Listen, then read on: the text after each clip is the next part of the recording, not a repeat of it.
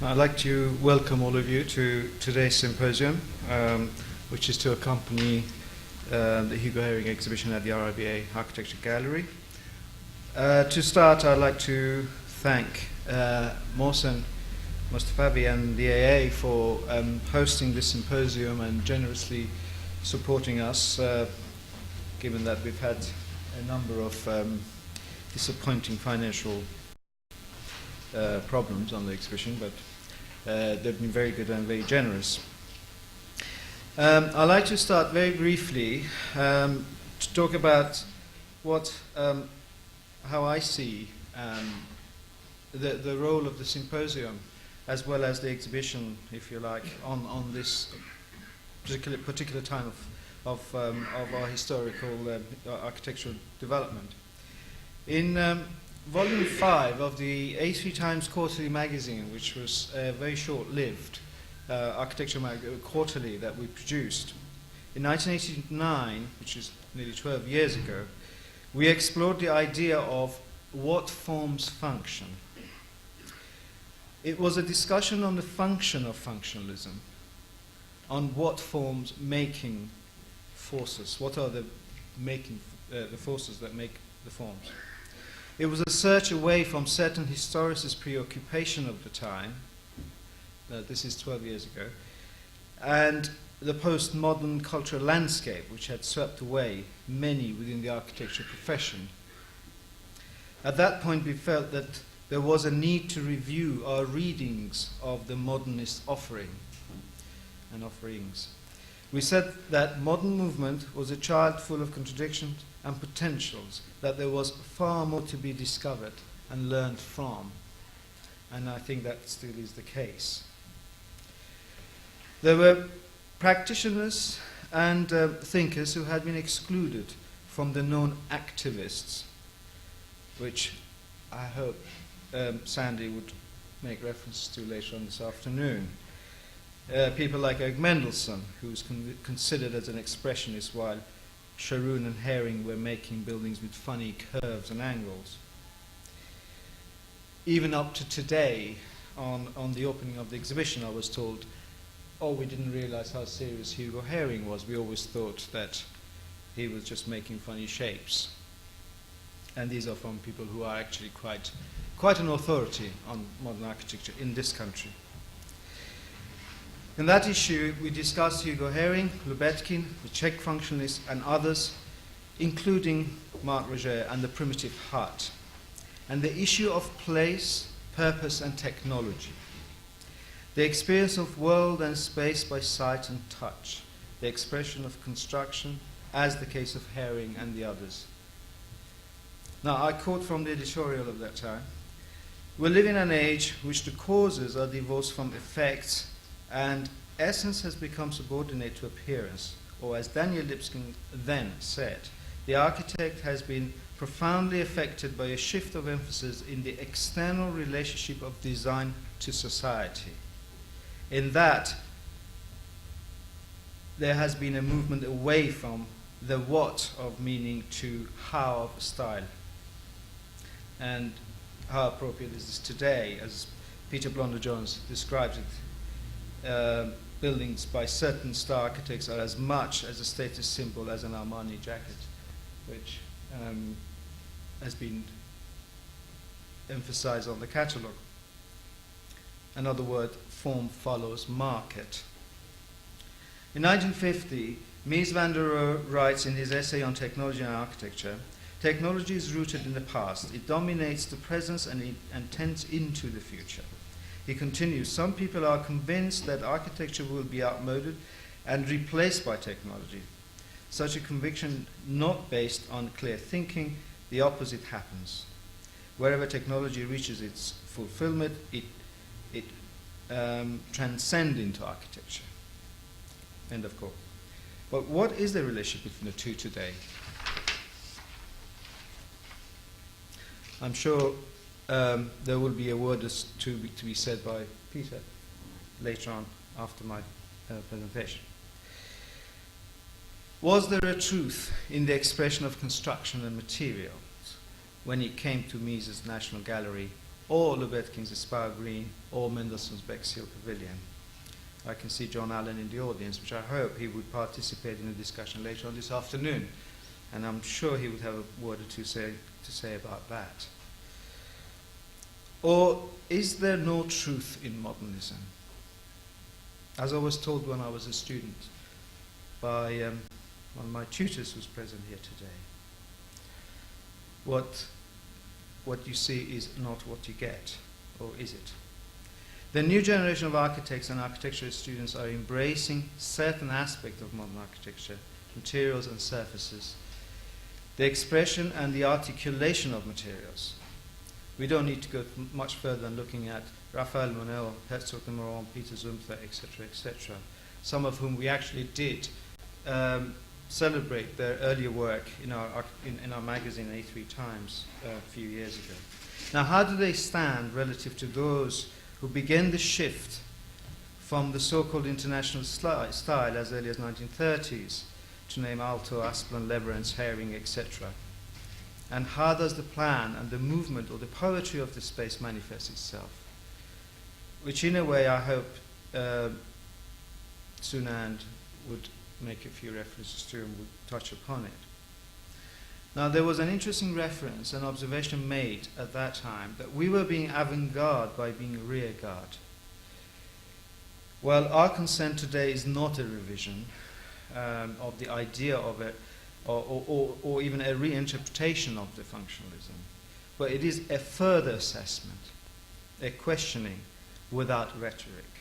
I think we are historically in a position that we are able to critically analyze the modern movement masters without feeling that we're being threatened, without feeling that the questioning of those issues is going to endanger the idea of modernism. I think we're very much, after a century, we can actually do that, and I think we should. Following decades of experience in modernism as practicing architects and educators, who most of us are here in this room, it could be considered our responsibility to identify more objectively the generators of architectural form and the recognition of the role of layered architecture, the importance on autonomy of the place, the generating, inspiring power of the purpose. An architecture that ages, that responds to its purpose, the very essence of human need, of light, view, discovery, textural surfaces, response, and the place. Now, some of these issues I hope will be addressed by the speakers today. Now, there are many other recognizable questions to be placed open for our panel of speakers and the audience to pull apart and place together again this afternoon. So I do hope that we all participate in it. And I hope that everybody considers this as a kind of open debate rather than asserting any necessarily conclusion.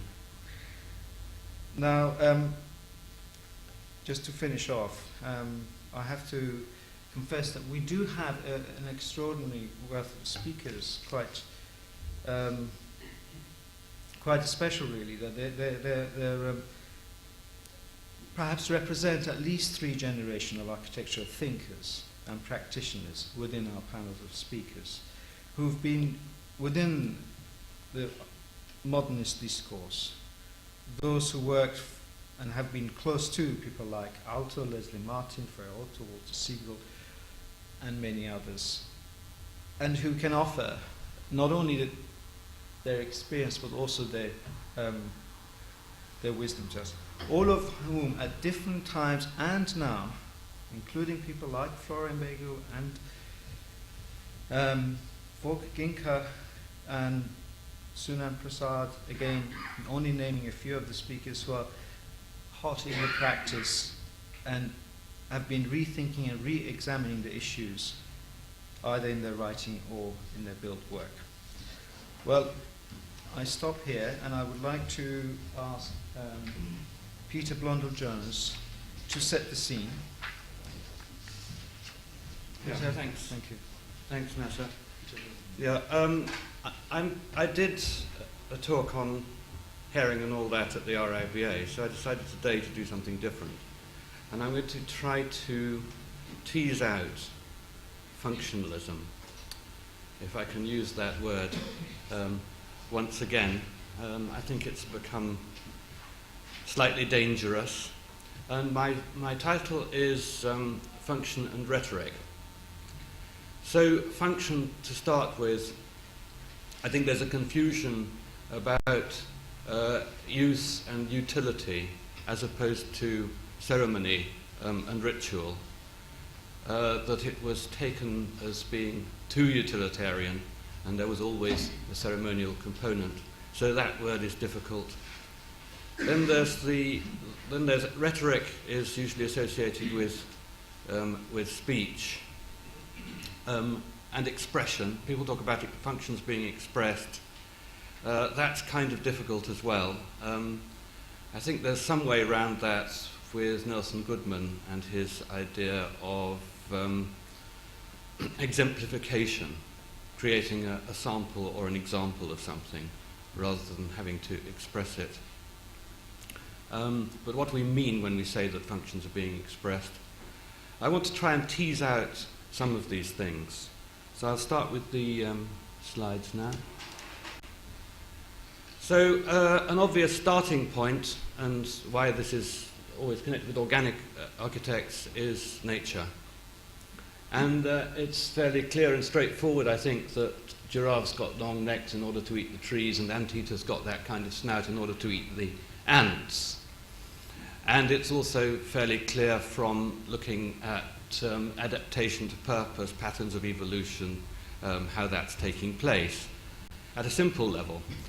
But even that is very, very much more complex when you get into some of the more difficult cases. Adolf Portmann, somebody who was a biologist Haring was interested in, brought up the case of the shells of certain sea creatures, which are actually created in a certain pattern by the internal rhythms of the creation of skin inside, and then give these creatures a kind of identity.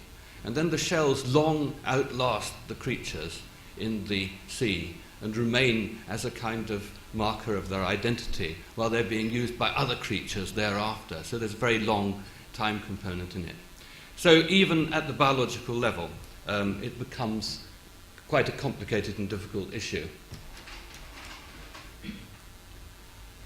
When we look a bit closer, we also find that the shapes of particular parts of plants and animals are made according to the structural forces that they have to take, so that bones are thick and thin in various places according to the structural pressures that are exerted on them, and they go through patterns of evolution. This slide on this side is showing the evolution of the horse. Of course, we don't usually do that in architecture because the production of material is much more pressing concern than the absolute minimal use of it in connection with structural forces, and the structural forces are difficult to calculate in that much detail. And usually in architecture, where you start to see the form being given by the structural requirement is on large devices such as bridges. But the history of bridges nonetheless makes it quite clear that the way in which it is modelled and thought about and calculated is much the overriding concern. That's why bridges tend to vary from century to century and from one decade to the next. So, again, it's not a pure functional or structural solution.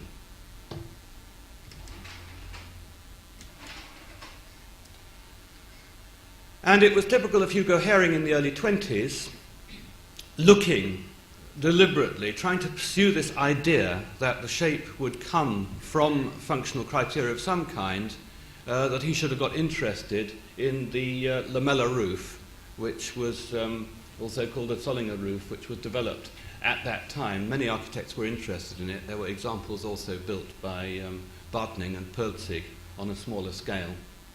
And that is about making a shape that, out of timbers which are nailed together at the intersections and interlock, it's a kind of reciprocating frame. And it follows that form because that's the line of thrust, like a Gothic arch. And the advantage is that it gives you a clear storage space within. But what attracted Haring was the logic of the line of thrust giving the building its form. And of course he also got very interested in the question of what we might call expressed construction. And one can say to start with that the materials are used very much according to their nature. So the timber is used very differently from the brick, which is used differently from the concrete frame, and they're all put on display. But there are also elements such as the projecting courses under the window there that are forming a stop for the sliding door as it comes across. And there are other projecting courses which might be considered as guardrails against passing carts. But the further one gets into this, the more questionable these interpretations become. So on the end of the barn, the slide on the right, we have a staircase, spiral staircase, which is going down to the basement, which makes a very, very tight curve. And in order to make this brick skin go round this tight curve, the bricks are all upright in soldier course. He's trying very hard to use bricks in as many different bondings as he can throughout the building. So that becomes the excuse to do it. But notice the way it doesn't stop just when he gets round the corner. It continues underneath that projecting course uses a windowsill. And then it turns back into normal brickwork above that. Also in this slide you see Haring's desperate attempt to express the nature of a sliding door, which is not being supported on the edge like a hinged door, but it is being suspended from above. So the different elements of the door are pulled back from each other alternately, which is giving a rhetorical expression to that idea. The corbelling of the brickwork in between the panels of the frame on the barn seems to express the way that the load is being carried, but actually that is, again, a purely rhetorical device because it's really infill.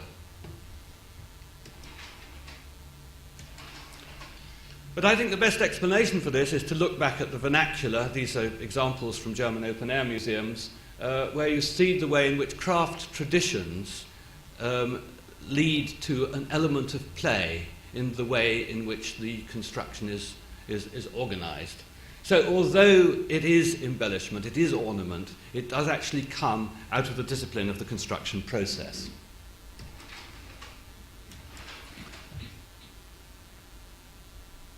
Now I want to move on to look at use a bit more. Things like hammers are very obviously determined by use to the extent that the head is very different from the handle. And we have to know how to pick it up. The thing has to be more or less the right shape and weight for hanging it, for pushing in the nail, and so on.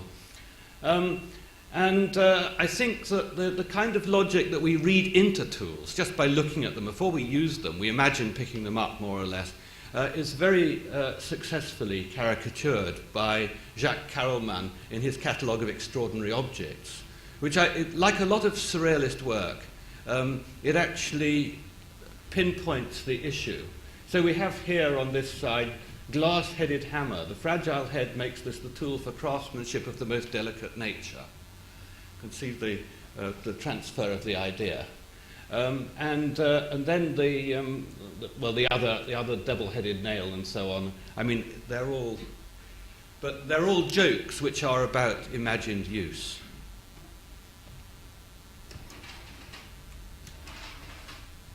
Then there on the right are some more. The acrobat's bed, for example, which is transferring the acrobat's character, and the flat chair for people with back problems. It's the imagined use all the time, and of course we read use into a chair immediately. We don't sit down on it until we've checked what it's like. If we see a drawing pin on it, we almost imagine the pain of sitting on it when we move the drawing pin. We have that kind of relationship with daily objects all the time. And on this side, this is a slide that I took, I think, from a colour supplement about 20 years ago, which gets better as the years go on, actually, particularly with this little tag at the bottom saying that this is design. Quite clearly extending beyond the kind of normal range of utility with these instruments into a realm of extreme pretentiousness. And then even something like a door handle, to continue this realm of tools, it actually has to open the door, yes, that's its function, but if it doesn't tell you how to open the door before you get to it, it's a rotten failure. I still drive around in a Citroen CX, and it has a wonderful door handle which is like a trigger, very, very ergonomic, which I use very conveniently. Every time I have visitors in the car, I have to tell them how to open the door, because you can't see it.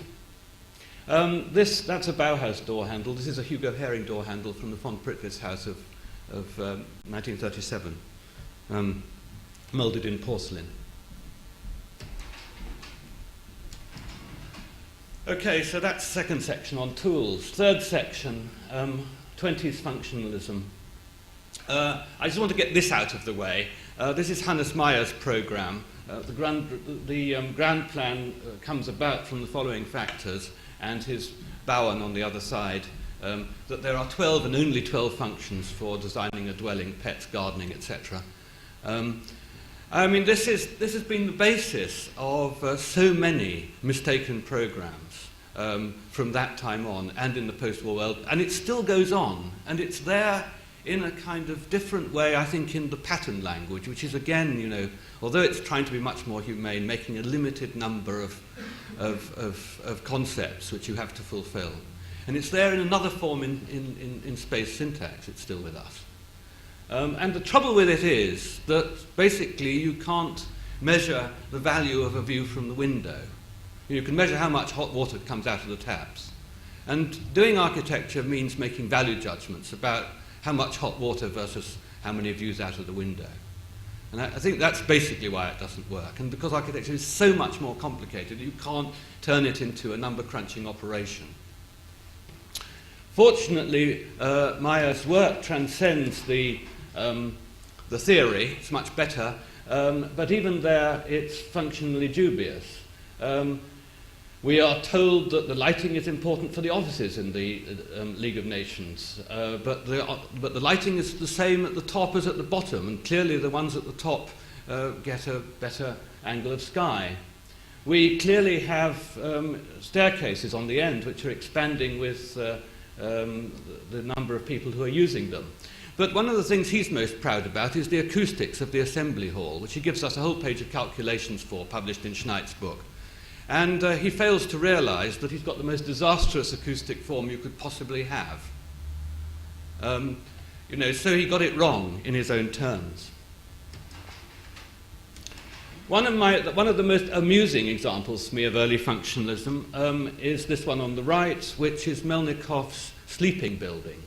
This was part of the reformulation of communist society, that people were going to stop being horribly bourgeois and going back and living in families. They were all going to come and enjoy this building. Going to be men on one side, women on the other.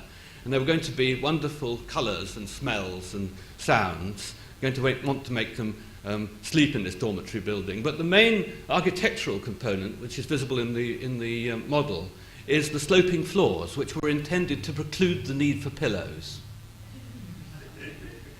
On the other side, we have Deuker's open-air school, and if you read his explanation for this, there's a very, very elaborate essay about why a school is a machine for sunning children. It doesn't say anything about education whatsoever, and it doesn't say anything about the very subtle games that he's playing between skin and bones in the architecture, which is what makes him a great architect. So these are very kind of narrow, limited functionalist explanations that don't really hold. And it goes on in this sort of literal way. Much though I like Erskine, I think that the sort of unifunctional character of this thing outside the door in Clare Hall was a failure, because it's just to put your shopping on when you arrive home and you're getting your keys out. and it's just too monofunctional. Whereas I would argue that the bench on the porch of Red House, which follows Ruskin's idea of the good old Gothic porch, has become a symbol of hospitality through inviting you to have a seat there. It conveys the hospitality of the house, even though you don't use it. Of course, you might use it to sit down and take your Wellingtons off. You might use it to put your shopping on. It's a rhetorical issue rather than a utilitarian one. Now, a very interesting case, Alvar Aalto with V. Puri Library. I think his functional considerations were tremendously important for his work, and I'm inclined to believe the theory about the light wells. They were certainly very important for his later work, and I think they do work the way that he intended them to. But they undoubtedly also became a new source of form for his architecture. And they have a very interesting kind of reciprocal relationship with the acoustic ceiling, which was doing for the ear what the light wells did for the eye, supposedly, and I think was again very, very important in the development of his architectural vocabulary. But does it work? Well, I think the answer, having talked to various acousticians about it, is that in terms of enhancing the acoustic effect, hardly, for two reasons. One is that actually reflections are just as important off the floor and the sides as they are off the ceiling. And the other is that actually if you start looking at how much surface you've got to do the reflection from on the ceiling, at any one point, it's not very much. So the enhancement of the sound is probably not very good. On the other hand, it does solve the problem of the downstand beams in the ceiling, and it prevents standing waves developing between them, and it prevents standing waves between the floor and the ceiling. So it may actually function legitimately as a way of avoiding acoustic problems rather than actually enhancing the effect. But I think its effect is actually much, much more important than that. It's part of developing this new architectural vocabulary. It's an inspiration. It extends his language. Of course, an awful lot of modern movement functionalism from people like Gropius is really form follows construction, or form follows the production process. This is the Weisenhofe House, which was everything given over to dry assembly, the whole thing planned on a grid. And the Bauhaus is supposed to be a question of articulated form, because you can see the workshop building, you can see the other academy, and you can see the residential building on the back. But I think it's actually a particularly poor example of functional articulation in relation to some of the other architects I'm going to talk about. Because in this low block here, this is actually the social centre of the whole institution, and there's a theatre in there with a stage in the middle, and it's completely suppressed. Also, in the block in the middle behind it, there's a library. We just get continuous glazing going around all the offices. So we only get the articulation of these three blocks. We don't get any articulation of the different workshops. They're all actually subsumed into the same kind of vocabulary, into the same kind of block. Whereas old Haring rarely goes to town on the articulation of the cowshed. So first of all, we have the very complex central part of the plan, the Pear-Shaped Plan, which is about three things. It's about having a fluid movement around the end. 1 and 7 are entrance and exit. The cows go round the end. It's secondly about a food floor which tapers with the quantity of food being distributed. It comes through at 6 on the plan and is distributed. Thirdly, and most importantly, it's about the relationship between the cow and the bull. And there is some evidence that the cows are aware of the bull, because even with AI you get a considerably higher success rate if there's a bull around. But I don't think it's really for the cows, it's for the farmer. The bull is by far his most valuable animal. It's the genetic identity of the herd, and the whole thing has a male-female principle driving it. And it would seem to Haring completely unsympathetic to just put the bull in the same kind of pen alongside the cows. So we've got that, and then beyond that, we've got the question, how many buildings are there? Well, there's a main building there, and then there's subordinate part 8, where the heifers are. They're the virgin cows who are looking on like spectators to the action of the parents' lives. And then there are the other subsidiary parts, 10 for calves, 9 for bullocks, 12 for the root cellar and silo, which are given their own shapes according to various criteria, which I'm not going to go into in detail. So you get a building which is an assemblage of parts, which reflects those parts.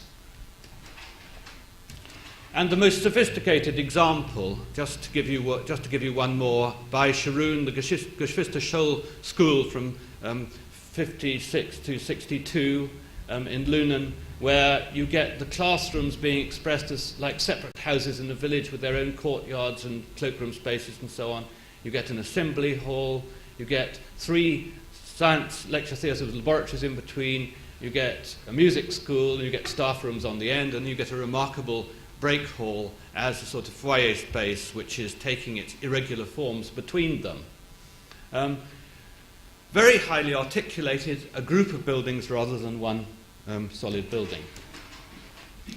And this goes back, I think, in theory to Pugin, the most interesting part of the True Principles, where he talks about propriety, and he compares Magdalen College, Oxford, which is wonderfully articulated, where you can see all the parts, and he says you can read the arrangement of the building in the outside, and on the other side, modern collegiate buildings, it's his parody of University College, and it says everything is concealed behind one monotonous front, as for purpose, it might be a barrack hospital or a lunatic asylum. And then he goes on and says, how can the race of men who pour forth from these factories of learning possess the same feeling as those who anciently went forth from Oxford? Then when we look back through architectural tradition, it seems to me that there is an order which definitely follows the programme. One sees in the evolution of monasteries this very, very powerful combination of the centralized element of the cloister, which is square and highly organized, and the linear element of the church on one side. But interestingly, we also get things like 14, the chapter house, being axially based around the cloister, and 22, the refectory, axially based around the cloister in the other direction. So there is a hierarchy of the parts, very, very clearly, and it can be traced through into all the subsidiary parts, and it's an ancient pattern. That's the reconstruction of St. Gall on the other side. Going back into anthropology, in Triste Tropique, the Bororo village is presented by Levi-Strauss, and the people in one half of the village marry the people from the other half of the village. So in this case, the village plan does not just symbolize the social structure, but actually embodies it. And when the Silesian missionaries came along and moved them out and made them build their village on a grid, the social structure all fell apart. And we find this again and again and again in the anthropological record. The Takanoan Maloka, as looked at by Stephen Hugh Jones, it has a male end and a female end. The male end is the public end, and the female end is the private end. It's inhabited by a group of families with a leader who sets it all up. And interestingly, the symbolic meaning of it changes from one ritual to another. It carries an elaborate structure of meanings, which I haven't got time to go into in detail, I'm afraid.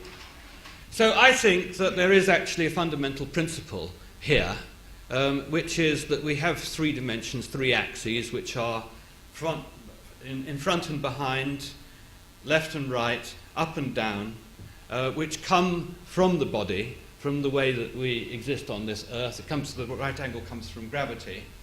And it means that wherever you have a device, a rectangular room like I'm showing on the right, there's a place of importance which is at the end of the main axis, and that's where you put things of importance, and things that are placed there become important. So that's where the altar is in the church, that's where the judge is in the law court, That's where the fireplace is in the living room.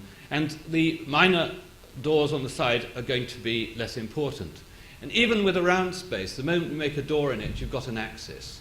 And that becomes enormously important. So in something like a yurt, for example, the division between male and female territory is made in this round space by that central axis. So I think that's universal, and also there tends to be universal interest in orientation, but the way in which the meanings are inscribed on that system are culturally relative and vary very much from one culture to another. One particularly interesting example, because I think it really does show very interesting light on functionalism, is this one. This is a northern Thai house in an analysis by Stanley Tambayer. And there is, I'm afraid it's a very bad plan, it's just a linear plan, but there's an entrance platform, and then there's a half-open guest room, and then there's a threshold space which is continuous with it. Then at the back there's a sleeping room which is contained, and there are two doors, here and here. That's really what I want to concentrate on.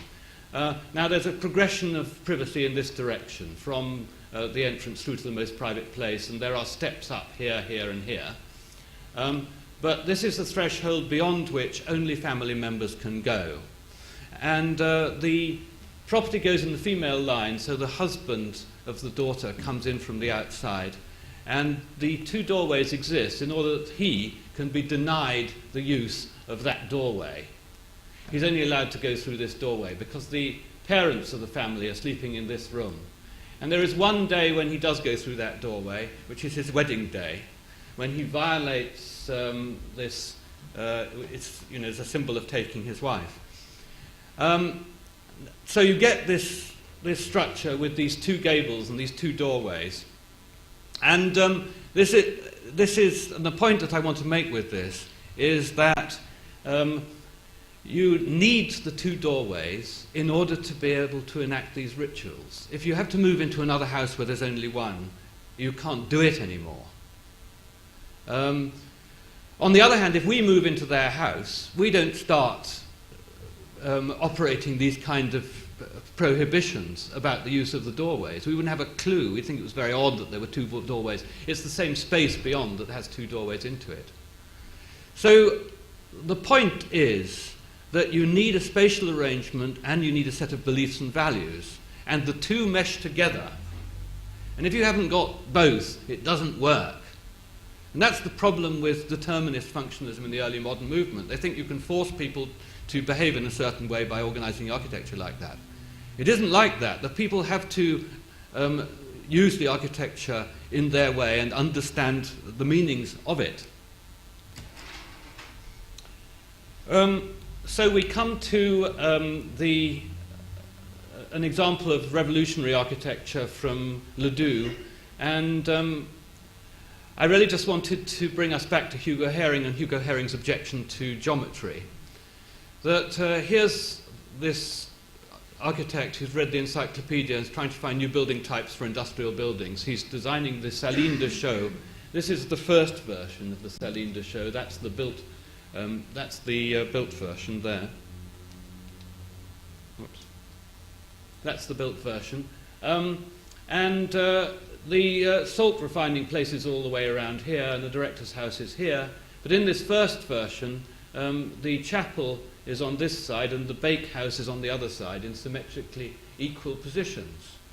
Because actually the whole thing is subordinated to a great big square geometry that also makes this wing equivalent to the industrial wing at the back. So although he's trying to actually express the functions, there is an overriding kind of geometrical party which is driving the whole thing.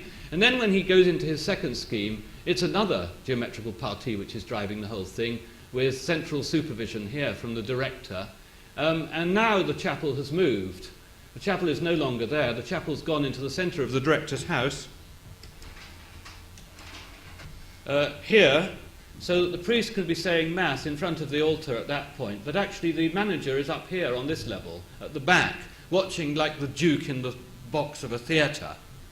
So you're getting religion and power joined together finally.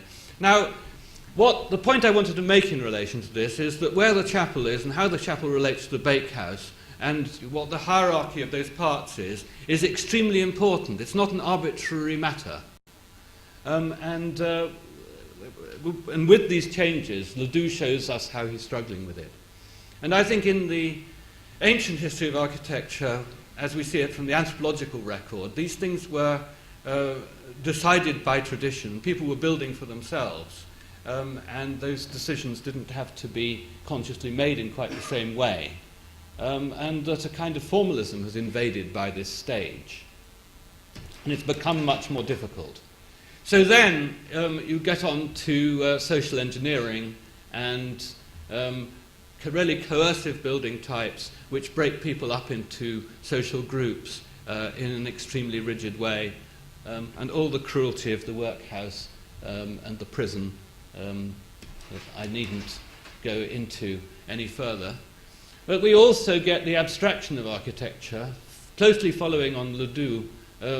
Durand removes all content and makes architecture into kind of empty vessel on a grid plan procedure, which you can use for anything, and where the formal and geometric relationships seem to have very little bearing on the program. And of course, Mies is doing it even more with his monumental buildings. That's one of Mies's large halls on the other side.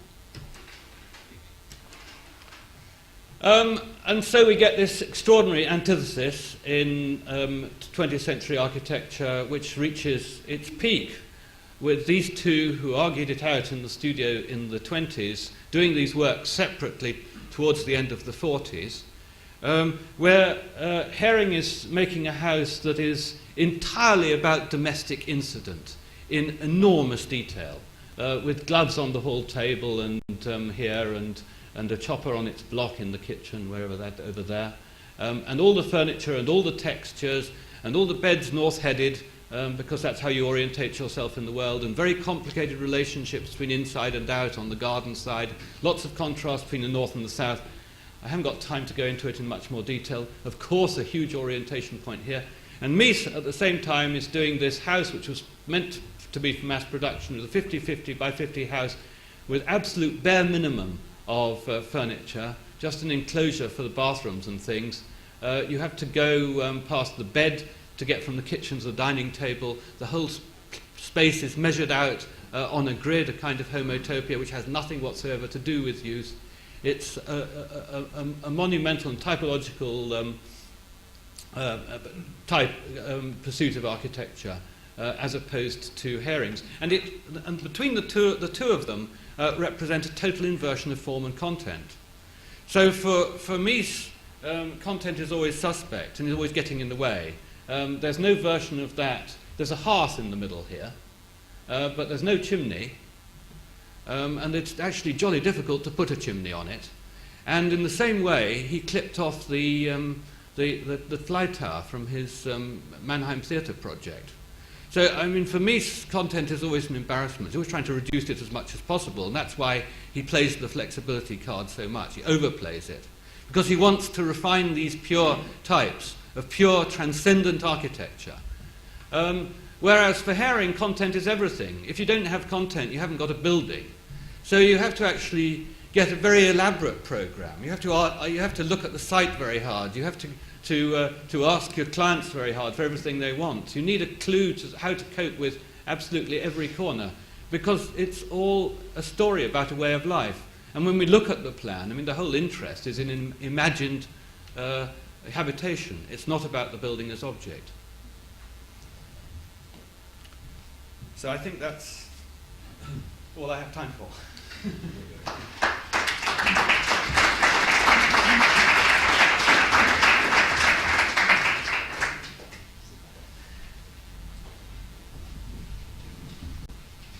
Well, thank you very much, Peter. That was.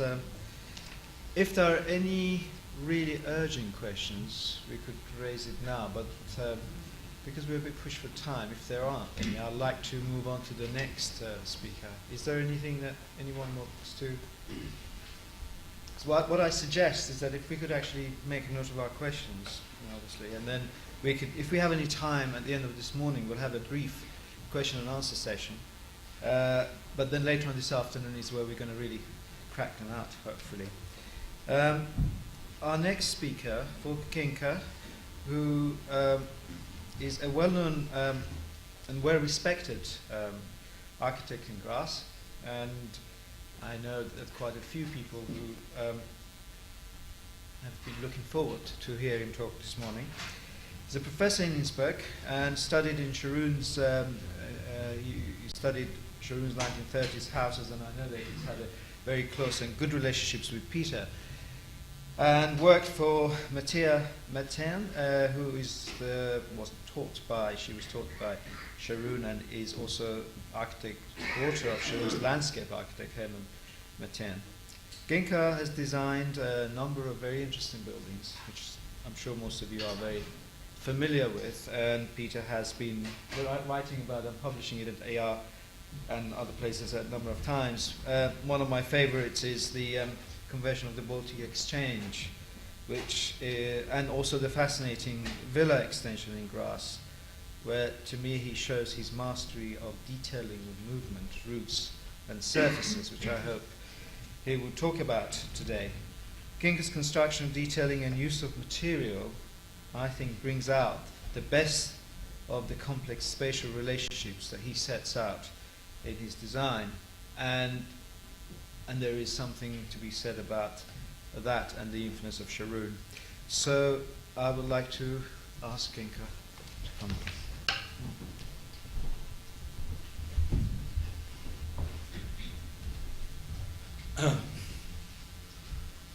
So thank you very much for the introduction. I have to say you no, can they switch it on?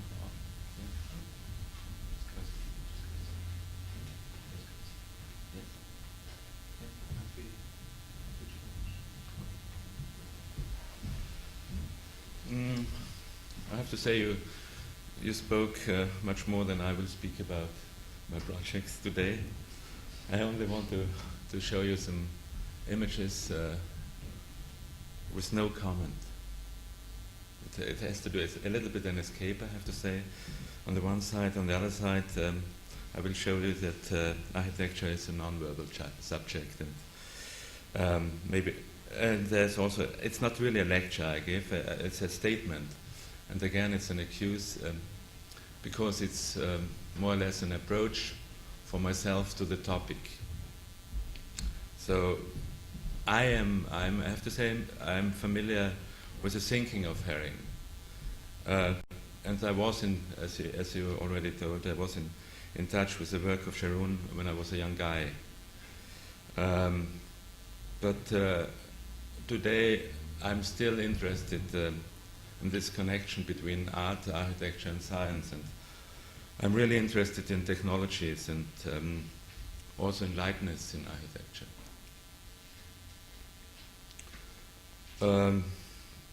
My relation to Sharon has to do with landscape, mainly with landscape and landscaping. It's for me, it's of course I was in a really good connection with Marete Matern, as you mentioned, and she's the daughter of Hermann Matern, who was a landscape architect for Sharon. And I'm really interested in the use of landscape, not in the abuse of landscape. But let me start with my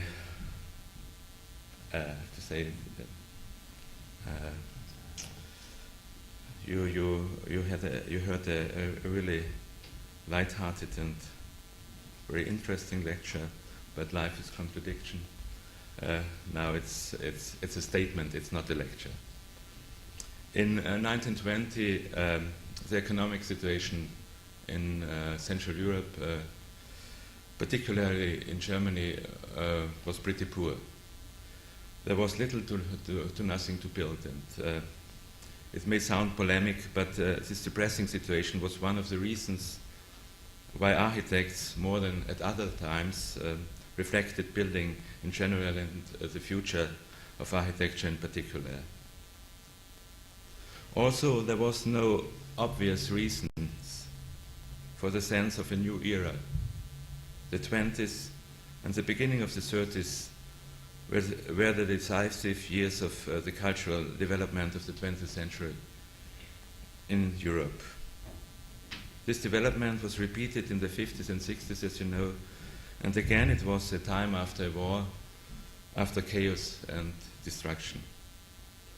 So the emergence and development of modernism is based on the destruction of the old, or to say it more positively, the rise of modernism could not be prohibited by 2 world wars. It was merely interrupted. This fact gives rise to the hope that the cultural development of mankind is a genetic force, that the step forward is an inherent necessity. The character and purpose of architecture were the topic of every discussion about architecture around and after the 1920. There were basically 2 positions in the formulation of the goal of architecture. On the one hand, the optimized serial house, and on the other hand, the individual functional organic house. And these 2 positions were represented by Corbusier and Hugo Haring. Basically, the discussion has been the same until today. It is only the megacities that bring a new scale beyond any academic discussion. And if you measure, if you calculate in quantities, you have to say that Corbusier has won. Without going into the details of parallel developments in the Occidental philosophy and psychology, at the beginning of the last century, it is the invisible, it is the unspeakable, it is the undescribable, which for Haring constitute the true character of creative work. The visible results from the invisible as the state results from the process. Adolf Rading, a good friend of Hugo Haring, says, what is made from stone, wood, iron and asphalt can only get its shape from life itself. Haring himself says that it is important to discover forms rather than to construct them, to search for shapes rather than to impose them. He is talking about the example of nature, the model of nature, where form is the result of the organization of many individual entities in space and in order that life can unfold and action takes place. Haring speaks about planning concepts and says that the limits of creative work are reached when the possibilities of these methods are exhausted. And he states that the evolution of geometry and of the planning concepts which are based on it is finally overtaken by life and reduced to absurdity. I quote, "The man from geometric cultures who obsessed with order and limited in their planning concepts could work fruitfully only as long as their creative effort was poured into form of geometry, subordinated to its laws and rules, only as long as the urge towards the unfolding of life forms was denied. Retreating from the demands of life, they moved from triangle to square, from rectangle to circle, until finally they were brought towards the planning concepts of organ-like nature. At this moment we cannot no longer act innocently, without knowledge. On the contrary, we must act consciously, knowingly. There is no other way forward, but consciously to act as nature acts, consciously ordering things in a way that allows their individuality to unfold, while this unfolding also serves the life of the whole. Again, this whole is the form of our life, is Gestalt." So long, Haring. Postmodernism, including the revival of historic elements in architecture, with its terrible weaknesses, confirms Haring's assumptions, as well as the rationalism, the rationalismo, and the Central European box architecture of today, or rather of yesterday. Pages and pages of interpretations replace what cannot be seen. It is a banal, a trivial kind of architecture which is easily understood, and therefore it is or was a successful one. I think the time of banality is over. But the danger exists that it is replaced by a new banality, this time caused by the possibilities of computer-aided design. The line between harmful and beneficial effects seems sharp, but not always noticeable. Computers generated architecture does not need simple geometric aids. Complex shapes, concepts of organ-like nature can be created easily and almost unconsciously. They are often produced by chance. This almost playful approach to free and organic shapes more and more replaces the stiff and geometric objects and architectures which have been our reality until today. For the first time in the history of mankind, this kind of architecture can be created and produced by computer-controlled machines in large numbers and, more important, of perfect fit. Rationalism and box architecture seems hopelessly outdated, unmasked as what they have always been, chimera and fake, constructions of the histories of art and architecture or of architectural theory. Bloodless, boring, above all, mediocre architecture interpretation does not help anymore. So, did Haring win the match after all? This question remains open. If he had known that it would be so easy to bring the unconscious to the surface, to place virtuality in front of reality, and to answer the question for the fascination of life with a mouse click, who knows how he would have decided. Wege zur Form, ways to form, might never have been written. The question, where does the neck end and the shoulder begin, could not be answered 5 years ago. Today, the answer is on our desks. And that the soft forms, the heart is beyond discussion today. It is in the nature of every development that questions are answered and new questions arise. It is our job, our duty to find answers. So now I start with the images.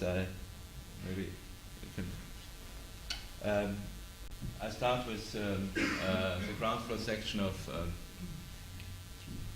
our project for the Austrian Pavilion in Seville at 92, and I end with the current project.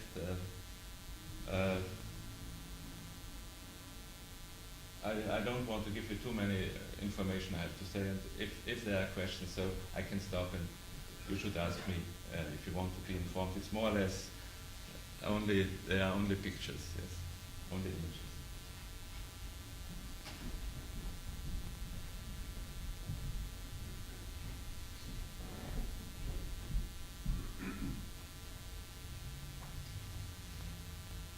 This is the ground floor section of Seville. What we wanted is to bring a piece of landscape, of Austrian landscape, to Seville. So in the middle, this is an artificial part, and on both sides, it's now abstract, but it's a part of the Austrian landscape. This is a sketch for an international school with different functions. This is a sketch for a glass house in Bremen, Germany. The pathways, the different departments, the construction of this glass house, the section, the cross section. You see that the glass house has different levels, and the most important thing was to simulate the climate, the natural climate in the project. So the skin is a transparent skin, and there's a very high percentage of light falling through the skin into the glass house. Again, you see the pathways and the bridges, the loops, small places. The construction is it's a skin. It's only a skin reinforced with plastic elements, and this is an elevation with the different layers of skins one behind the other. This is a project of a former student of mine who is now teaching at Bartlett, and I show this project because I like it so much.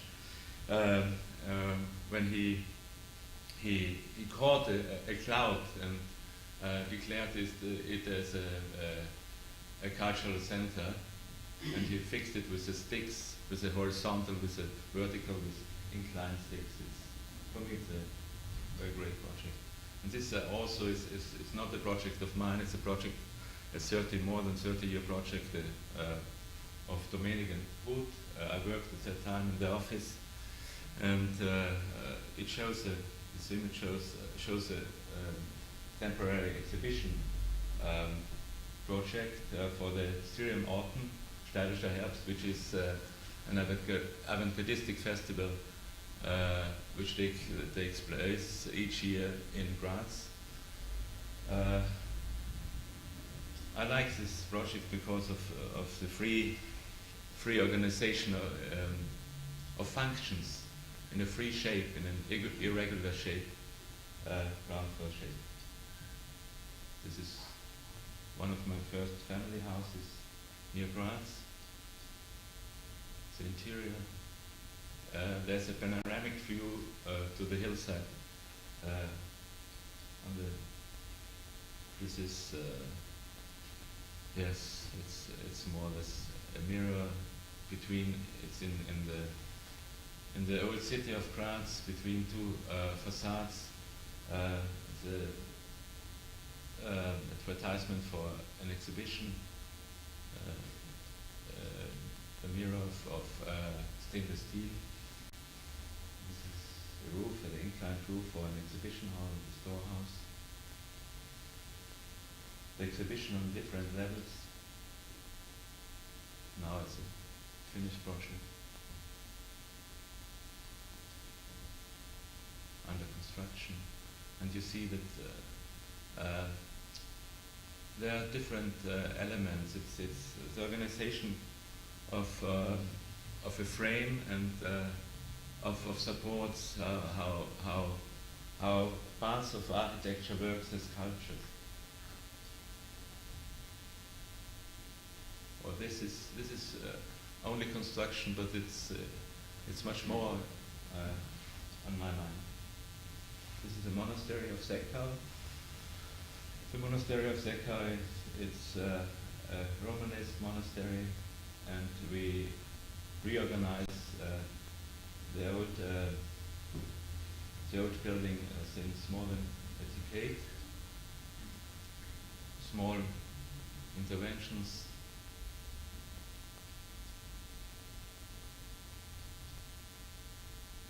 And then next to the old building, very simple done. It's a choral room, but it's used now as a multi-purpose space and it was only thought that we do it temporarily, but it's now permanent. Costs nothing. This is the bigger shape of this project. This is a new. It's a new music hall for Helsinki project we did 2 years ago.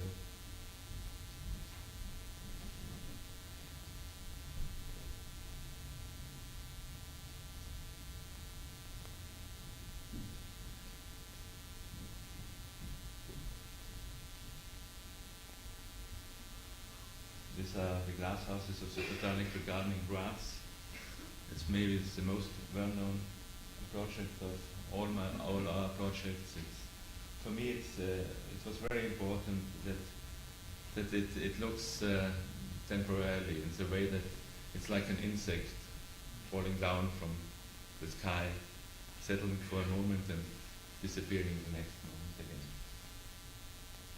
The interior is a landscape. It's designed as a landscape and it works as a landscape. Before planting, with plants. We cool the houses with a fog. The fog cools the houses 5 degrees centigrade. And the atmosphere is quite different. It's a very nice blurred atmosphere. The transparency of the houses. You can see, especially in twilight or in the evening,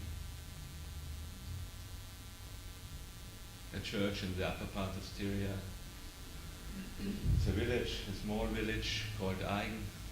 The sketches for the campanile. The campanile is the footer of the campanile. The ground floor section. There's a brook, and there's the bridges on the left side. There are the bridges crossing the brook, and the accesses to the first sketch, the ground floor section, under construction, and the section of the facade. This is a headquarters of a bank institute in Graz. It's a project which it's more or less a roof. It's more or less an inhabited roof construction with a big auditorium underneath.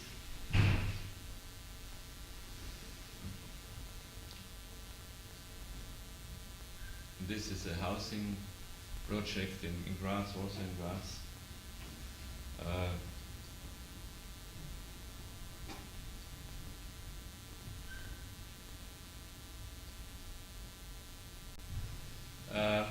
What we try to organize is free floors to furniture the floor, and what Peter said about the relation or the difference between Haring and Mies van der Rohe. I have to say that, of course, I understand Hugo Haring very well, and I did both. I did it in my one family house. Is that I really organized a floor for a family. But if you build more or less for an anonymous climate, you have to build it as a free, open shape floor, and so you furniture everything else. And we try to do that in this project.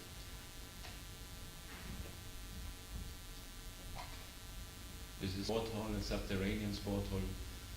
With daylight. I only show images of the project under construction. It was the idea to a floating concrete construction. This has to do. So concrete is a very strong material, but this idea to float very strong, very heavyweight construction. This is an idea which really interests me the most.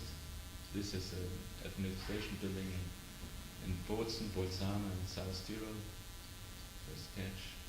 This is as a sketch for a hospital in Hysteria. We lost this competition with this project, and I won with a much more boring project. I won the competition. And you see that the facade is, there is no south, there is no north, there is no east, there is no west. This again is an archive building. We designed it at the same time for Klagenfurt and Carinthia. This is the southern part of Austria. And this is a detail I show you because it's now under construction. And it's a garage building. It's a garage building, and the garage has daylight only by we more or less inclined the walls, and so the light can fall in, reflected by the walls, and you have daylight in the subterranean garage. And also we rejected all the supports. So we have only three supports, and these three supports are more or less, because of these three supports we can plant big trees on this garage building. So it's a very simple, small idea, but it happens so rarely that these things are realized. This is a university building for Presanone Brixen in South Tyrol. It's a project.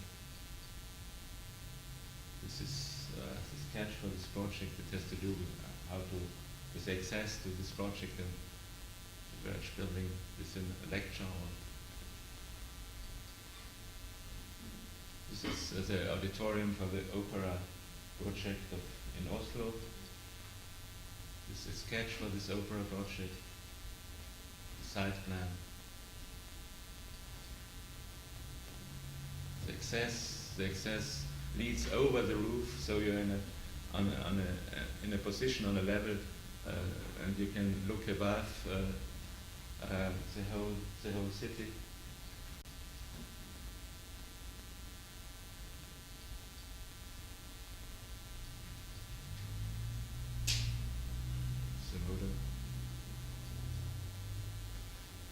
This is the roof for the railway station of Helsinki.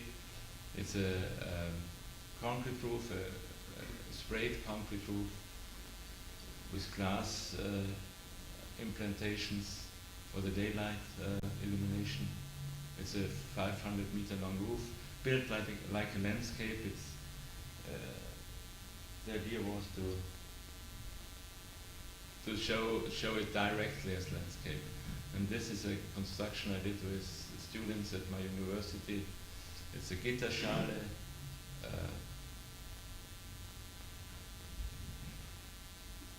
Very simple done, and before it functioned, it crashed down. But the impressions were very strong. So good rememberings to something which failed. I'm very interested in fabric since many years, and the idea is that I dress a building. I show you it in this project. So you have the construction as a skeleton, slab construction, and then you dress it with more or less with a fabric, with a canvas. And what's really nice is that you see what's going on inside. Also, if you see only shadows, it's a lively construction. It's a lively building. It's a lively architecture. It's not a stone wall. And this is the last project I show you. It's a huge. We call it snow bubble, and it's a little bit also it's a little bit strange for me because it's a project by the Austrian touristic organization. It's more or less a logo which should be built in each capital in the world to bring the fascination of snow, especially to children.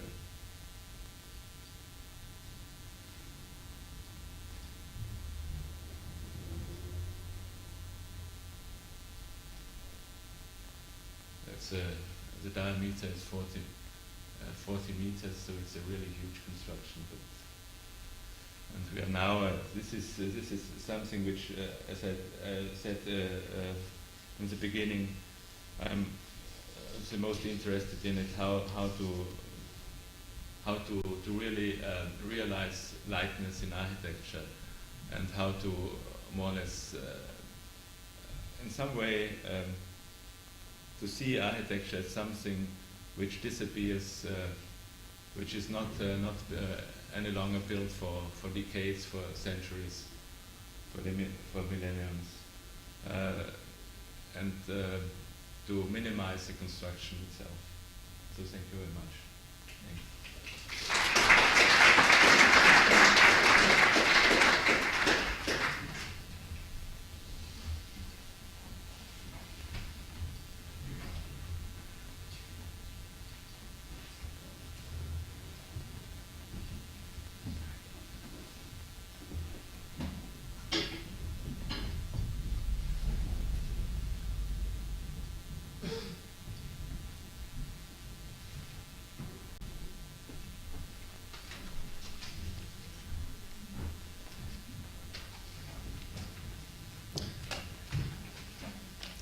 Well, thank you very much, Volker, for the inspiring presentation.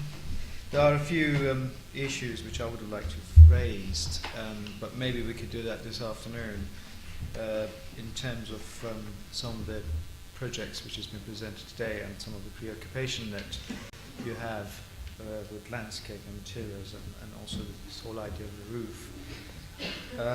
I also understand you made some contribution to a book quite recently on sustainability, which is to be launched soon, which maybe we could talk about that later on this afternoon again. Now I'd like to introduce our next speaker, Sunam Prasad, which most of you know. Sunand is a practicing architect. He trained at Cambridge and the Architecture Association.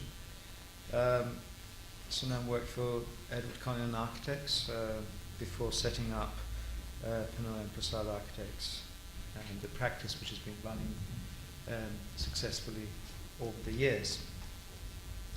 Sunand gained his doctorate in the courtyard houses in North India, something which is, I think, quite fascinating.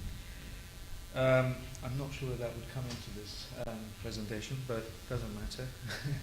We can talk about it later on. But what is interesting for me, the reason why we sort of asked Sunand to participate in today's symposium was the fact that Sunand has a good kind of position. His practice over the years has been associated with a socially kind of committed practice who has worked in close participation with client users and so on, and at the same time has tried to increase and, if you like, maintain some kind of intellectual rigor in the work, which is not always very easy when you are dealing with certain kind of projects. Also, what is interesting is that the fact that Sunand has been able to maintain an active academic career, if you like, and he's very respected as an architect as well, but he's been able to maintain a role which I think we had a kind of brief conversation about the other day, where he's been not only able to keep running the practice, having lively projects, but also maintain the academic input as an external examiners, outside critiques, and an educator and a writer, if you like. But as well as that, he's been involved in some policy makings, which I think is quite a good position to be, where you can actually maintain that momentum throughout. So I actually envy that, and I think that's very, very good. And how long Sunand can maintain that, I don't know. But anyway, today he's going to talk about the eloquent plan, the speaking plan, the visible plan. And I'm looking forward to it. Sunand. Thank you very much, Nasser. Actually, I think I'm going to speak today as a practitioner who tries imperfectly from time to time to find time to think in between making phone calls. Hopefully something will happen that... it's almost a cliche to start talks on the plan with the Villa Savoie, but I took a deep breath, and because this plan, when David Roberts in Cambridge first showed it, I would actually say was for me, a big moment in the learning of architecture. Not only for the poetics of what is ostensibly a functional, the promenade, turning the function of walking into kind of narrative dance, the promenade, the famous architectural promenade of the Villa Savoie, but actually because it was something else, something more than that, which is about concealing and revealing. And it seems to me that the architect's power over what to conceal and what to reveal, since stuff is going to happen anyway, seems to be one of the most potent powers that you have. And that seemed one of the reasons why I'd say I became an architect. And as the people have already said, as Peter said and others, that from time to time, of course, the act of design simply appears to be an act of uncovering something. And the recording by the plan of the trace of the movement of a car is a synthesis of the real and the abstract, which seems to me to be a very high poetic achievement.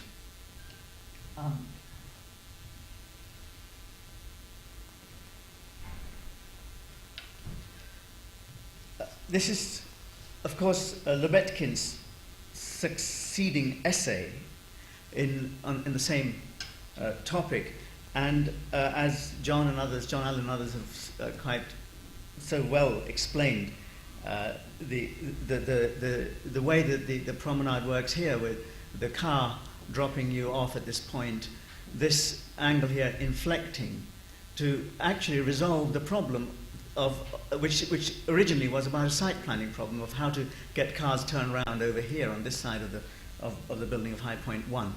And then the way space is made, a generous space, and then when you return to the central spine, the raised spine, which goes between this H block and on down to the garden and back to nature, is another very lovely and inspiring discovery. And a lovely essay in that.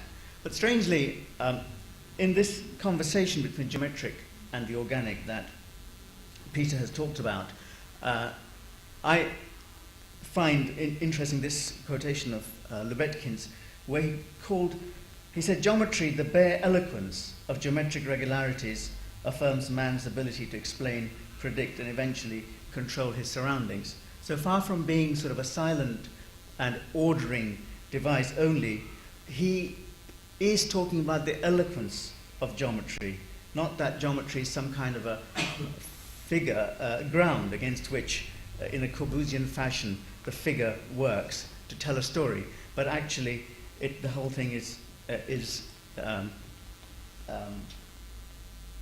inherently geometric. And so the opposition that, again, Peter has remarked on about Mies and Hugo Haring, this in early Mies especially, one finds in the brick villa such a fantastic connection between yourself, you in the dwelling, and the world outside, through the use of an open plan. And these arms radiating out from the space, that although it is orthogonal and geometric, it is actually quite exceptionally poetic. And so, those rather than the 50 square feet house, if we contrast that house that we've just seen and Hugo Haring's many houses and his explorations in the 40s.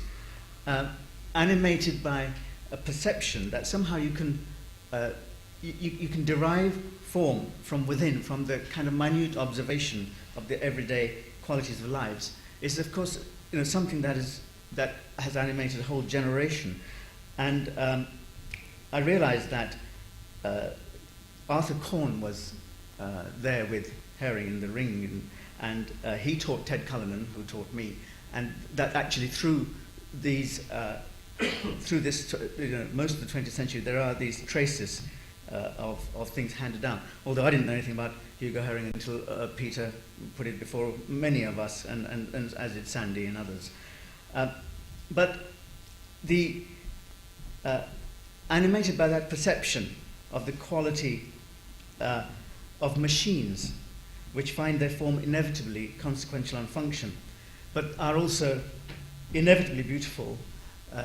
We get what Haring called his Leistungsform. And he said, the machine is a creature of organ-like nature. Meaning is its performance, its element is movement, power and tension. It moves ever closer to nature, whom in many ways it already perfectly simulates, and to whom it will perhaps one day only be inferior through being unable to reproduce itself as nature does. Now that we have machines which will reproduce themselves, we are only kind of a few years away from that, and indeed some would say that it's already happening. Presumably, the machine is now as good, in Haring's definition, as nature. And I think that this, it is odd that actually the organ-like forms and machine-like form has come to this kind of congruence. And it is that complete logic and the beauty that results from the machine, which I think has moved us quite a lot, although in an imperfect way. As far as the method for how you arrive at such a form, I mean, how do you actually invent machines? It seems to me there's an echo of a Zen idea of not trying directly for the result, i.e. not going directly at it, at creating form.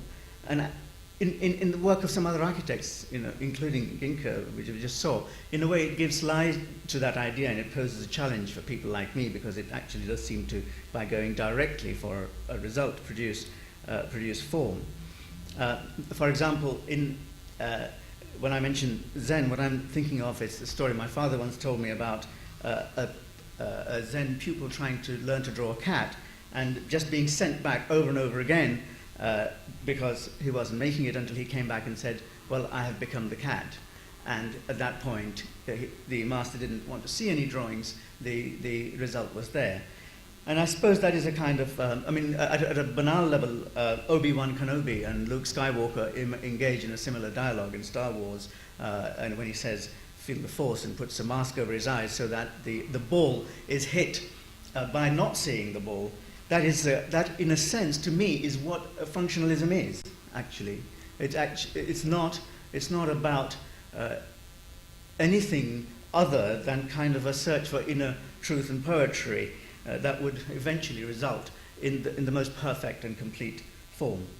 And it also seems to me that it's a kind of, as a working method, it is a method of induction rather than deduction, which it often is taken as, and functionalism is always thought to be as some kind of deductive process. But actually, one tries to induce these forms.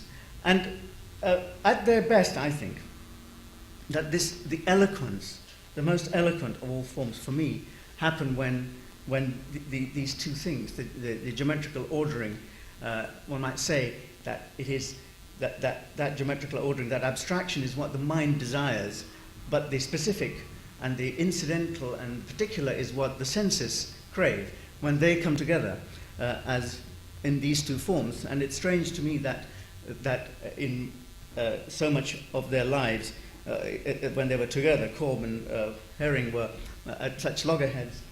I'm sorry about this machine here.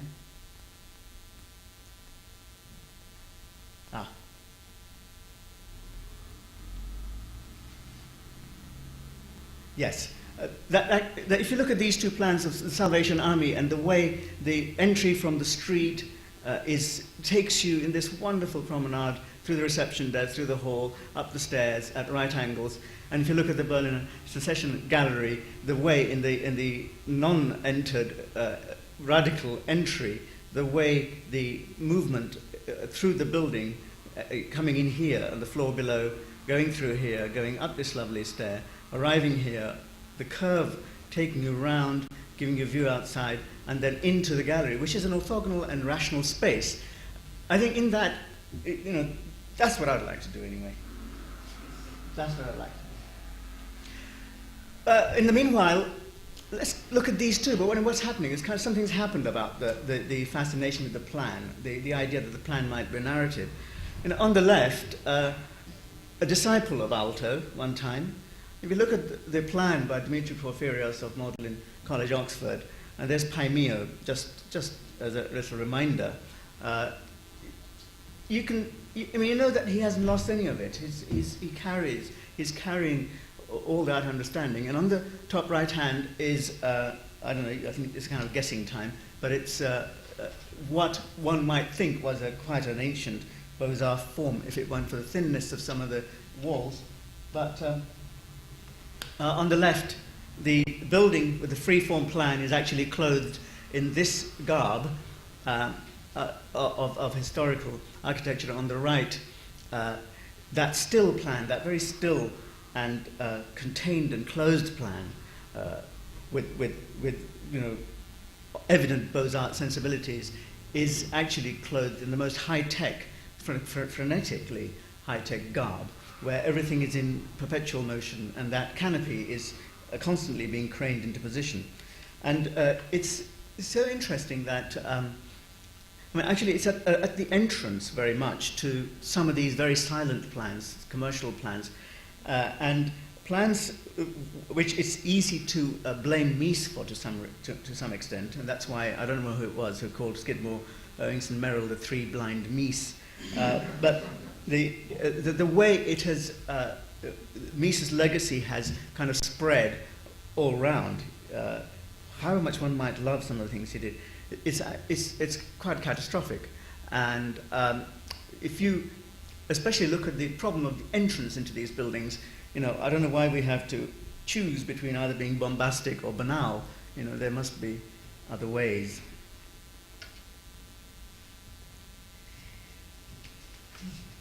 So, one or two other examples of that in what is called, what at least used to be called high-tech architecture. If you look at the work of Michael Hopkins, where actually the working and the reworking of the plan is very intense. And on the left, Bedfont Lakes commercial office buildings, on the right, Glyndebourne Opera House. They actually have plans which are like this. Once again, very closed forms, closed, rather rigid and static forms. Well, nothing wrong with that. It's not a question of what is wrong. I find them sort of the kind of so what feeling, especially on the left. On the right, it's an extraordinary achievement to put a concert hall, an auditorium, as well as changing rooms and backstage, and actually quite make it work really rather well within this symmetrical, closed Beaux-Arts form. But you kind of always left with thinking, well,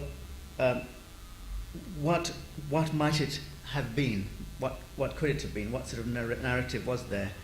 And this search for the general, which of course it is intellectually, it's inevitable. Einstein said it too at the end of the special, in the little book on relativity, after having devised a special theory, very dissatisfied. He said every intellect craves the general. And it is, of course, we do look for the general, and the relationship between the two as fought out in the plan seems to me it is what I'm talking about. But when it comes to a building like the Law Library by Foster, I'm not going to show you the pictures, but there the extreme wish to generalize, so as to persuade the client to put 2 or 3 quite separate buildings into a single one, has made for an envelope which is unsatisfactory internally. It doesn't work well as a building. It works poorly on its site. It relates poorly to the buildings around it. It's clad in the most fantastically innovative and wonderful skin, and has inside it some, very gorgeous details.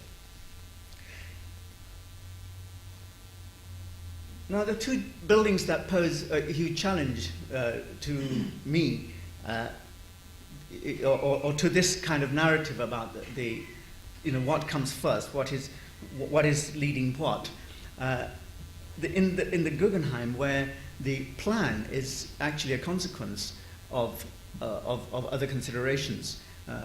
It's a lovely relaxed trick to just make it work by putting in square boxes wherever you need them. And on the plan below, there are actually whole closed auditoria, and because so much is going on here, it's like an inversion actually, where what was hitherto been the dynamic and the particular has now become the general, and the orthogonal and geometric and the rational are quite quietly slipped in and sort of covered by what's going on all around. I think it's brilliantly clever. Actually, Ted has tried to analyze this plan and claims that every one of these entrance and exits actually relate to the outside of the topography in the way, for example, Peter, Nasser and others have analyzed Sharon's Mannheim plan and other plans as being heavily located in their context.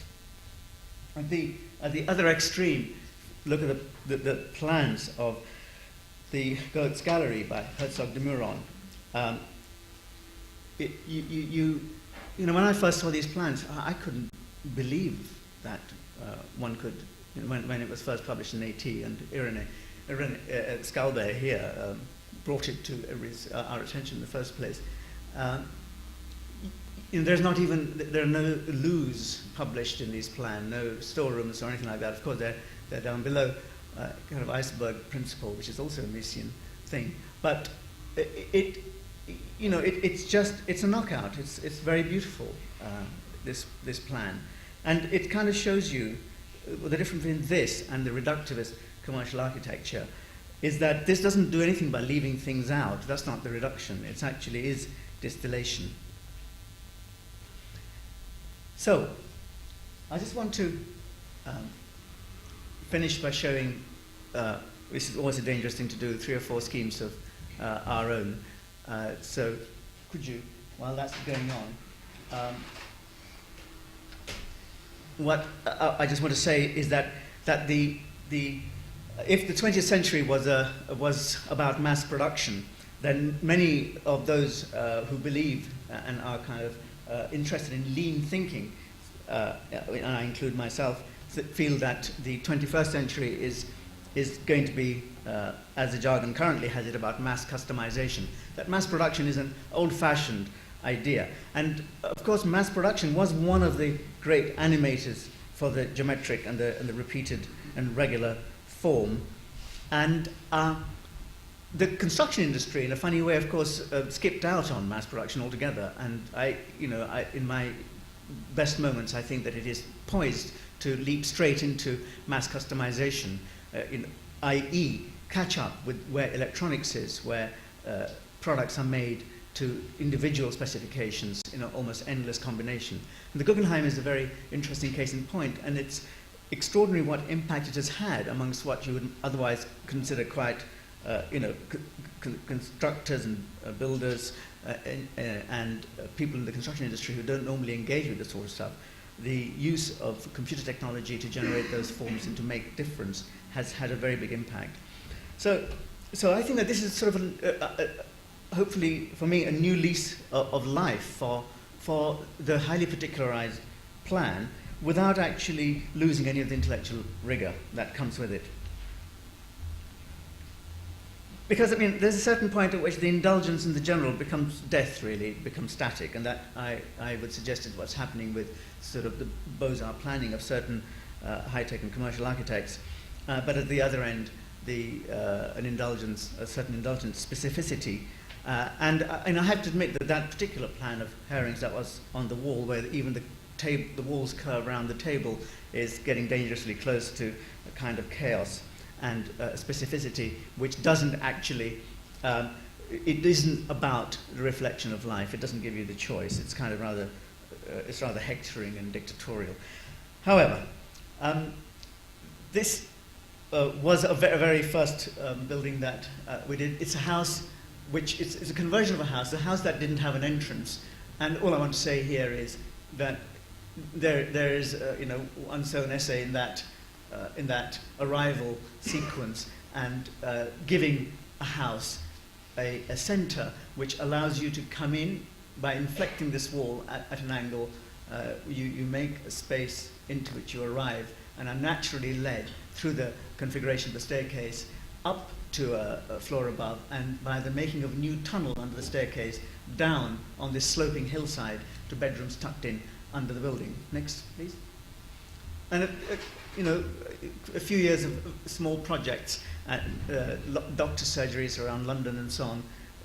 We generally had the organizational idea which recurs. Here, for example, the entrance is here under an old portico in a side London street. This is a pair of London terraced houses. You arrive here through the inevitable lobby and so on, and round the desk, and then you see a glimpse here in the distance of this ramp, which is a wheelchair ramp that deals with a difference in level, and it takes you around to a courtyard. So that movement there organizes the entire plan, and in the whole of the garden, which is now filled up with a single-story building with 6 consulting rooms, the geometry of that deliberately generates, which was something that the clients wanted, consulting rooms, each of which were slightly different, but all of them had a constant core element, which is about all the essential things in a consulting room. In fact, these are the 2 more health buildings. This is a competition we won in the Black Country on the Wolverhampton Canal. And this is the building as it has ended up, where a very large number of different functions have come together here. It's not just about a doctor's surgery or a diagnostic centre. There are shops which are promoting health, and there's Citizens Advice Bureau. It's a kind of a new idea of putting together health, advice, counselling, with a kind of an aim of raising the awareness of health and public health issues in the population sufficiently to much reduce the whole curative emphasis on health. So this had to be a place. It actually, this axis here, which runs through the building, connects 2 existing monuments, the only 2 big monuments in Tipton on 2 sides of the canal. And this building plays a part in the regeneration of the area, the economic and social regeneration, moving the centre of the town down south to the south of the canal, where at one time were coal pits and iron yards. This is the competition-winning entry, which had consulting rooms overlooking the canal for privacy, and a corridor which was inflected and made wider and smaller spaces. A mall which ran the length here, which was like a shopping mall with shops. Now, in development, next please. Through a series of iterations in consultation with the users, the building, and the next, came eventually to take on this form, where the 2 sides are pushed apart. The undulating wall here is kept to not only to articulate the rooms on the canal side, but actually to make a corridor which is not just a corridor. Long corridors in health buildings are one of the biggest off-putting signs of the institutional nature of health buildings, and how to make a corridor into a place, how to make it full of stopping spaces and so on, is what this is about. And this is another range of diagnostic rooms, and in the middle, rooflet, is reception and the backup for reception and so on. So, 05. Thank you. And at the top here is the Citizens Advice Bureau and Community Consulting Room. And right in the center here is a big open space with shops. Next, please. So on the right is the extension of the pavement of the town, comes in and becomes a cafe and shops, and around it are disposed various uses. And the next. On the left, the corridor, with its echelon of rooms, making eddies and nooks and places for people to sit. And on the right, a view from the canal. Next. We won a competition that didn't get anywhere for a health centre, in which which was about how you deal with the questions of security in outer London doctor surgeries and health centres, which is quite a serious problem, but do it without making very closed and bunker-like buildings. And we discovered that this curving form, which actually is also partly to do with cars coming in and dropping off of ambulances and so on, creates a space inside which is ideal if, for example, a reception desk is spaced here, for everything to be seen and kind of passively watched over by the staff. whilst also providing various sizes of space. And so that is placed in front of what is a fairly regular, rational health service plan with its correct zoning and so on and so forth.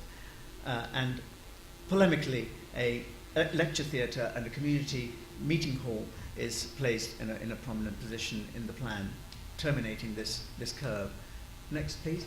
Nothing came of that, but that idea of accepting the rational, orthogonal, well-developed plans of health service buildings, but making the public realm within those buildings, the circulation areas and so on, the glue that holds them together, the fluid and dynamic and hopefully eloquent part of the plan, is something we were able to revisit here. At the end of a long road in Brixton, we've made a small square, which is an instant signal that this is a building that is not, which is a building which belongs in the community. It makes a place, and it has a cafe which is open to people visiting. And behind that, at a higher level, using the rubble from an old hospital, we've made a raised garden. And the building at 2 levels addresses here a space on 2 floors. At the back opens out on a single floor onto a garden, which is a private side. The right-hand slide there shows these rooms, which are consulting, diagnostic, and other rooms, and this curved circulation space, plus more than circulation space, places for waiting and being and meeting and so on. Terminated at one end with the gymnasium and at the other end with the offices. Next, please. And on the upper floor, series of wards and single rooms, and looking down here, down into that space of arrival, at the bottom here, with a reception desk, which has a very nice view. Enormous transparency given to the plan by this curved device, but also the regular being regular. Next.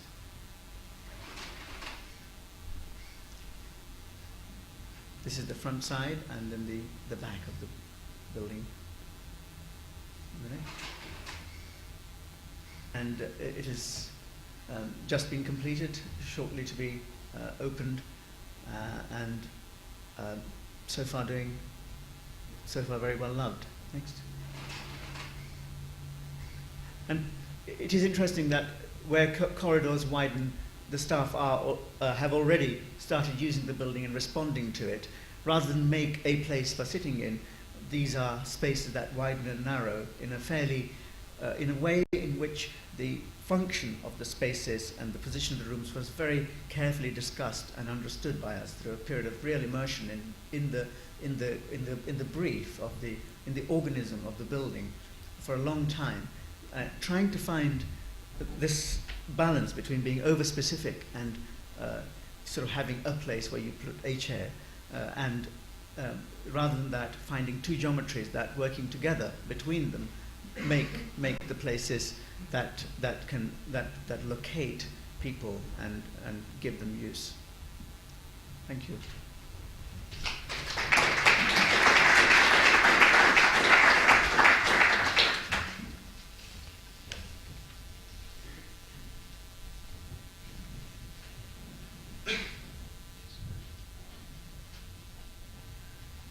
Right, thank you very much, Sunand.